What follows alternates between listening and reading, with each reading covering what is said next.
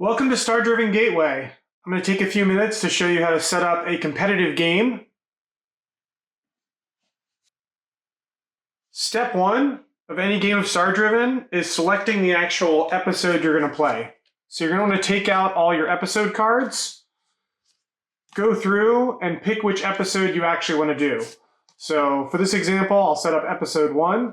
There are multiple scoring cards for each episode, so that's just so you can share them around the table, but they are the same otherwise.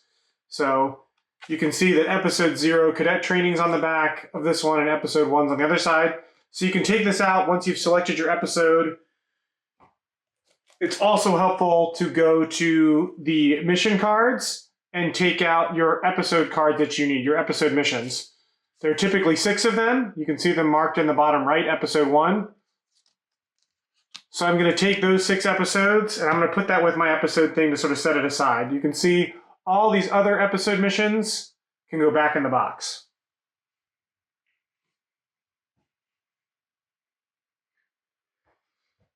You don't need to do this right now, but as a group, you're also going to want to pick how long you're going to play. That's going to be based on the reputation you're putting out on the map. So you can decide that sometime during setup whether you're going to play a short, long, or medium game. The longest part of setup is typically building the galaxy map. You're going to want to take all of your tiles, your council worlds, and your unexplored tiles. It's helpful to sort of have all the planets not blown up and all of the tiles on the non-discovered side. Then you're going to take the gateway and place it on its activated or deactivated side, depending on how you're playing.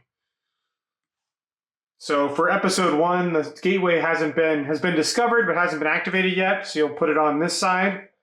You'll place that in the center of your board. Then you can randomly shuffle this stack of tiles, and you're going to place it around the gateway in 2 circles.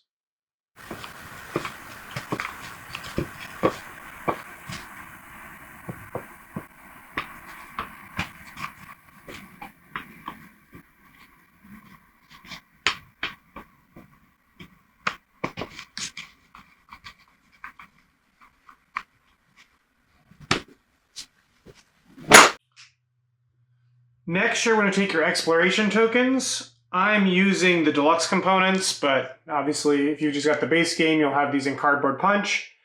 And you're going to want to make sure that you're using, for a lot of the scenarios, that you're using the ambush sort of symbol and not the nebula symbol, but you can mix these in as in future games to sort of change up the effects. And you can read more about that in the rulebook. But you're going to take all the exploration tokens, shuffle them up randomly, and place them out on the board. The important thing here to remember is that you are placing them on the center gateway tiles. You won't be flipping those tiles, but if you move into those tiles, you can make discoveries there. Otherwise, you're just taking everything else and randomly setting it up. You will not be putting any on the council worlds.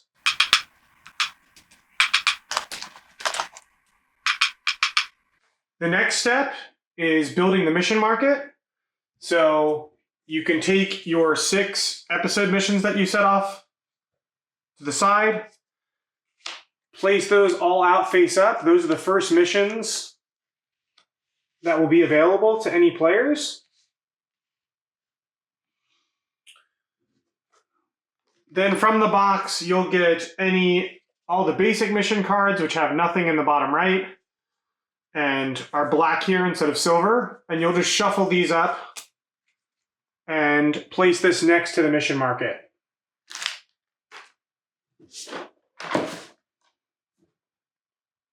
After that, you'll want to build the freelancer market. You're going to take the small size cards out of the box. You can take the objective cards, shuffle them, and set them off to the side. We'll use those for player setup later on. You're going to want to take all of the freelancers and make sure they are on the red side and make it a market of them underneath the mission market. You're going to have 5 available at any given time because you can always purchase from the top of the deck, but you'll lay out 4 additional. So you'll have 5 total choices and you'll lay out 4, deal out 4. So your freelancer and mission market will look like this. From the tarot size cards, you've got reference cards that you can set aside for players as references, again with the episode cards. And then you're going to take all of the anomaly cards, which have the anomaly symbol in the bottom right, and shuffle those up and set those off to the side, leaving room for a discard. This is the anomaly deck. You'll also take the Warbound cards, which are the sort of NPC ships that'll be moving around, and you'll place those, I like to place those under the anomaly deck. You can place them on level 1 or 2, depending on how aggressive or how much damage you want, how big of a threat you want them to be. From the box, you'll take things like your combat dice and your damage tokens. Again, I'm using the deluxe acrylic stuff, and set those off to the side in reach of all players. Again, we've already shuffled those objective cards. So last but not least, but for most competitive episodes, you'll be playing against the Warbound. You're going to place the gunboat in one of the center quadrants, and then one of the interceptor ships in all the additional gateway quadrants in the center of the board. So just pick a sector on one of those center 4 quadrants, and then return the last ship to the bottom damage spot of the Warbound card. And now you are set up for a competitive game. The last few things I'll move to player setup, and that will involve dealing out these objective cards, and then of course giving each player an episode scoring card, or having an episode scoring card on each side of the table, and potentially a reference card for each player. But give me a second, I'll cut and I'll move this out of the way so we can zoom in on the player board and how you set up a player board.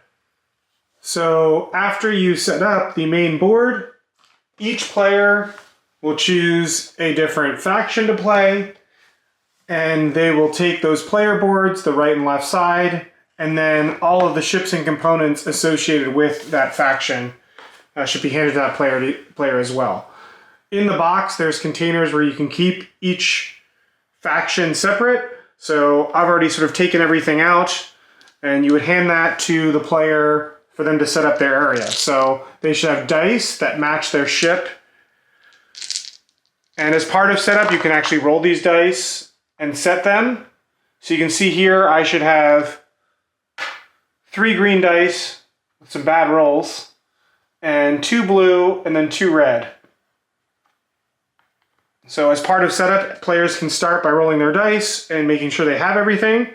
There will be 2 cubes that can be used to set your starting hull, which is the rightmost number, and your starting power. Your starting power will be circled. So in the case of the privateer ship, this 6 is circled. So my starting power will be 6. You're going to want to, of course, make sure you have your ship miniature nearby, and all of your outposts. Your outposts there's spots here with little icons on the radar dishes and sensors, because the outposts primarily correspond to sensors. And when you complete missions, you'll be setting those out. So place those somewhere on the board. If you don't like it here, this center area for tokens and stuff is also a good spot to store those. Each ship has 6 different ship modules or upgrades to try, and you don't have to play with these. These are completely optional, but they add a lot of variety to what your ship can do and special technology they can have. So you're going to want to make sure you pick 2 of these and place them on the face up side to start, which is the colored in white arrow, not the blacked out arrow. There'll also be a power cost on that side. So let's say for the sake of this setup, I've chosen emergency jump and decoy signature.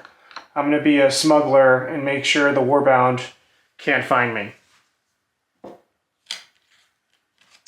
You will want to take all of the starting cards for your faction. They will match your color, and they will also say on them, you know, for example, Privateer up here. You're going to shuffle all of these and place them in your crew quarters to start. You will draw from that deck during setup to set up your ship. You'll want to take your shield and weapons dice and set them to the numbers printed on your board. In the case of this ship, we have a 5 and a 1.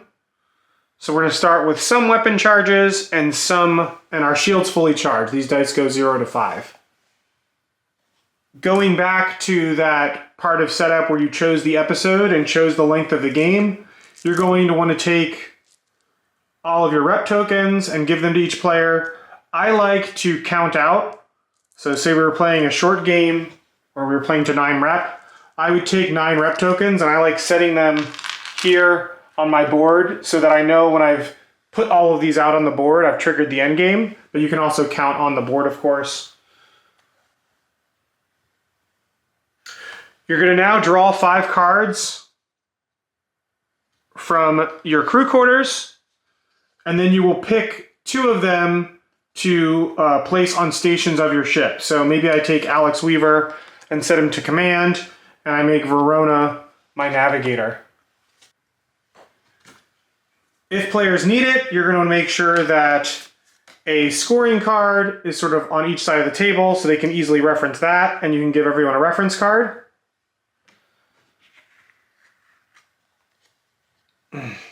They can place that near them on their side of the table. And then once all players have set up their player boards, you can see I'm sort of ready to go.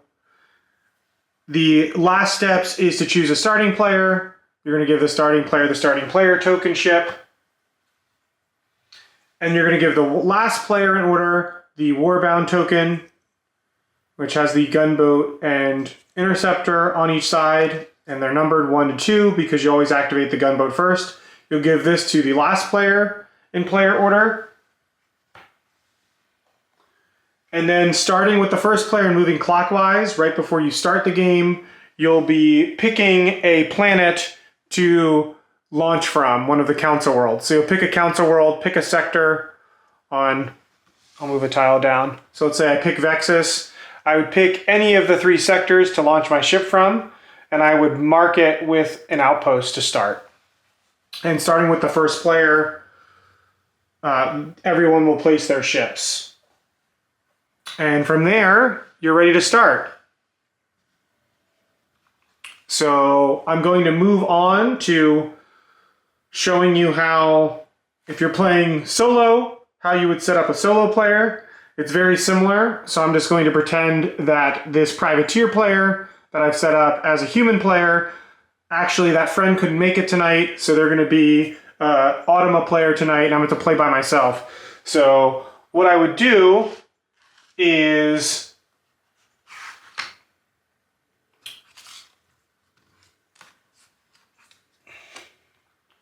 to set up an Automat ship, you're actually not going to need the left side of the board. So you can get rid of this side with the space on the back, because the other side is the side that has everything I need for a solo player. So a solo player is set up very similarly.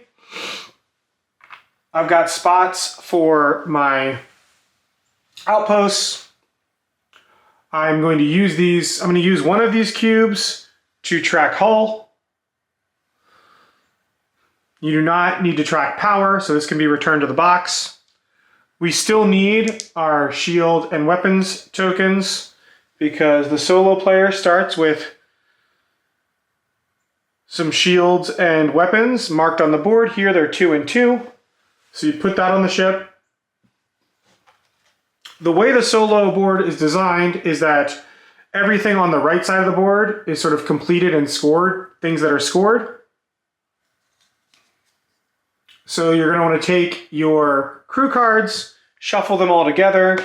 They simply go on the crew quarter space. You will give them one of each color dice. You can roll them and set them here. You will use these numbers to trigger off the solo Automat cards, which have this back and look like this on the other side. You'll shuffle up this Automat deck, place that on the Automat deck position. You will deal the solo opponent objectives. 1, 2, 3. You can deal them more if you want them to be more difficult or have more chances to score on you, surprising you at the end. And then last but not least, they're going to take the rightmost card from the mission market to start, and you're going to place it in your target mission section. That gives them something that they've reserved from the market that they can go after and complete that mission. Then as this mission is completed, it'll be placed on this side of the board. Crew members do not operate stations. All you need to do is track the freelancers that the Automat is recruiting, placing them at the bottom of this deck, and then as they do promotion actions, you're just flipping this card over and putting it in the promoted pile. Again, to score at the end of the game.